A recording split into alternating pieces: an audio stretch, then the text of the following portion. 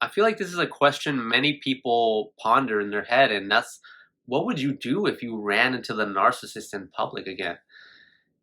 It's tough. It's easy to say, "Oh, I'm tough. I figured narcissism out. I would just either ignore them or just like gray rock them," which if you don't know is just you giving them very like neutral answers, not giving them the chance to supply, which honestly can work, but at times that can anger a narcissist. And you know, I don't want to diverge from the topic, but I have a better method, which is gold rocking them, which is feeding into their delusions, telling them that they are this and that. Obviously, we don't believe it, but I feel like that's a better way to kind of like dismiss them, right? Just give them what they need, and then just politely but quickly get out of the situation. I'll later make a video more on like that gold rock method, but the point of this video was to say, what if you do meet them? What if you run into them in public? I That happened to me. So I met the narcissist, and I actually broke up with them the first time through just having a lot of experience in relationships and dealing with a lot of traumatic things in life. I was able to escape. It wasn't easy. It still wasn't easy for me. I'm not some master of relationships and spirituality. I'm just a guy who's done a lot of self reflection on himself. And even then, I was just, I had no idea about the intricacies of narcissism at the time, but I felt all the symptoms that you all feel. I was walking on eggshells. I was stressed and I couldn't figure out why. I was wondering why this person who love bombed me and I thought loved me was all of a sudden treating me like trash, like I didn't even exist to them. Like we lived together and it felt like I was living with a stranger at this point. And so I broke up with her, and 2 months down the road, I actually ran into her in public, which is actually like a whole nother story. But I ran it. I think I purposely went to a place where I would run into her because I still hadn't healed. I was still in this stage of confusion of, was she a narcissist? Can I get her back? I was still deep in the trauma bond, but I ran into her, and for whatever reason, I thought I had the strength to not get caught up in the cycle again, but I did.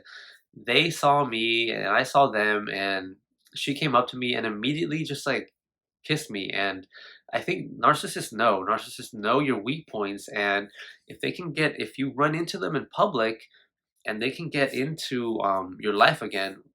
And for some people, I guess for me, she kind of figured that it was physical touch that I liked. That's like my trigger. But for you, it could just be like having a really deep conversation. For you, it could be asking about maybe the kids you share. The thing is, narcissists don't really love you, but they study you, and they know they know which buttons to push to trigger you and to get them back into your life. So what would you do? What would you do if you ran into the narcissist? Because if you're not fully healed, and if you're like me, you're cocky and you think you got them all figured out, but it's easy to say one thing in your head. It's easy to like hype yourself up for like a job interview and say like, I got this. But then when you actually get there and you're sitting in front of someone and they start asking you questions that maybe you didn't anticipate, and it's just, you have to stare someone face to face. You get all these like feelings of like adrenaline and stuff. It's a way different than like rehearsing it in your head. And that's how it is with the narcissist. When you see them, you're gonna get all these floods of emotion, which aren't, which if you, depending on what stage of healing you are, you're gonna might think that it's, oh, I'm in love with this person again, but it's really just, it's like it's not a good feeling. It's You're confusing excitement or love for anxiety, and your body is like fight or flight system activating. And I honestly believe that that's what happened at the beginning when you first met the narcissist as well. It wasn't love. They were triggering these unconscious trauma points within ourselves. When you meet the narcissist, and part of it's too because they They have this uncanny ability to like give you exactly what you need. That's why we fell for them, right? That's why we were lied to, right? Just like it happens to everyone. Just like if when someone goes in to buy something and some salesman tells them everything they want to hear, but it's all lies and BS just to get them, just to get the sale.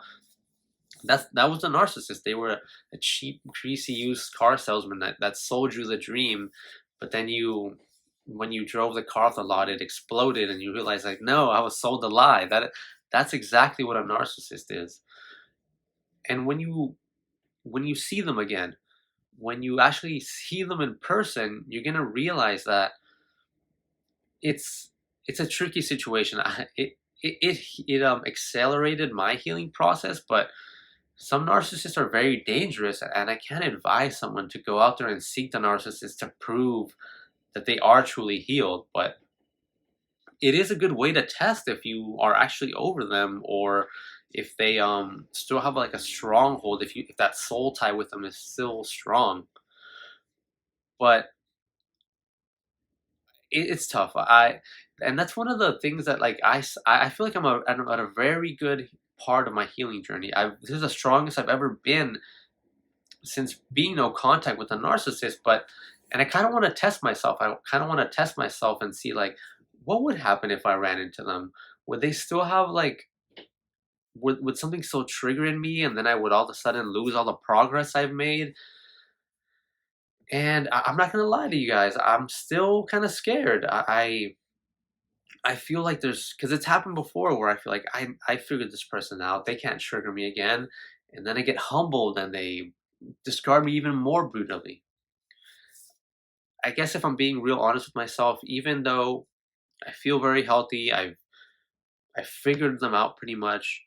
I do think that if I ran into them in person, there would still be some weak points that the narcissist see. That's the thing about dealing with the narcissist. We can have them figured out essentially, but the truth is, because they can beat us with experience, because they're just better at being, because we aren't liars like them, we aren't manipulators like them.